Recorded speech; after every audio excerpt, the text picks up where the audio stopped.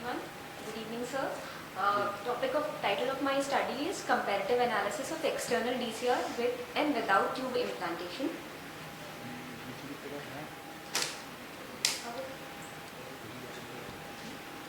DCR, as we all know, is a surgery where we connect the lacrimal sac to the middle meatus for the drainage of the tube.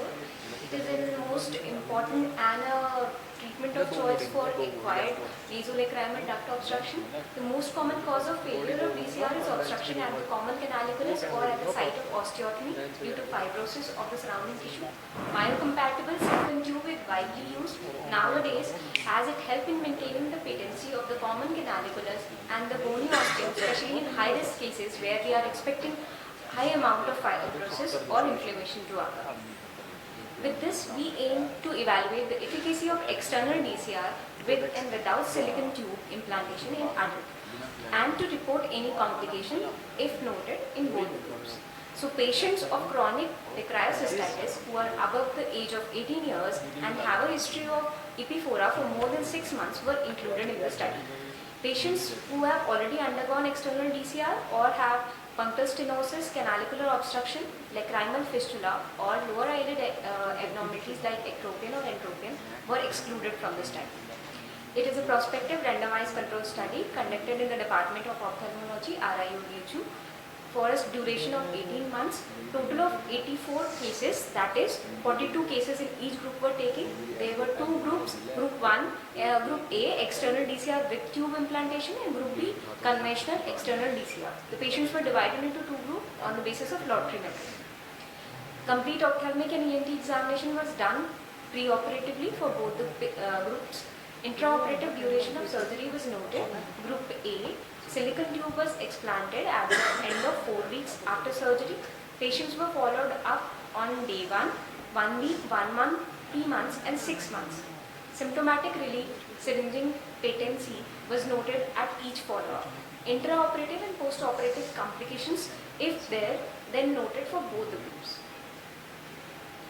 So age-wise, Group A had a mean age of 52 years and for Group B it was 51 years.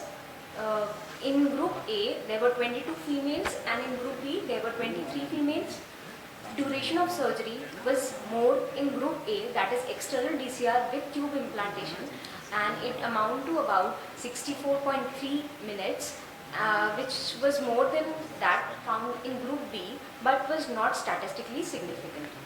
Success in our study is defined as the patency of the syringing at the end of 6 months, and in Group A, that is external DCR with tube, we found the success percentage to be 95.23%, which was significantly more than that of Group B, that is 85.71%. Complications in Group A, post-op complications of spontaneous tube extubation were noted in 2 patients and pyogenic granuloma was noted at the end of 6 months in 2 patients. There were no complications in Group B. So, Rather et al. We all know have conducted a similar study with a success rate of DCR with tube of 90%, and that is equivalent to our surgery. Mishra et al. Also conducted a study and showed the higher efficacy rate of 90%, which is comparable to our study. Zen et al.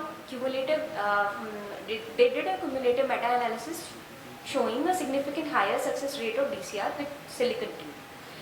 Bowman et al. Found the success rate to be 97% with DCR and tube implantation. The unique thing about this study is that they did tube implantation for only 1 week, but in our study we did it for 4 weeks. Allen and Chow found that punctal and canalicular laceration or tube replacement or loss, interpunctal symblepharon, pyogenic granuloma and conjunctival irritation were common complications, similar to our study. So external DCR has been a gold standard treatment for nasolacrimal duct obstruction, and the process offers a high predictability of success and better visualization of lacrimal anatomy. Silicone tube introduction, that is a modified way of external DCR and proved to have better significant results in ensuring the patency of nasolacrimal duct passage post-surgery. So we conclude that the silicon tube implantation in primary DCR has better result as compared to conventional DCR even in uncomplicated cases of chronic decryosity.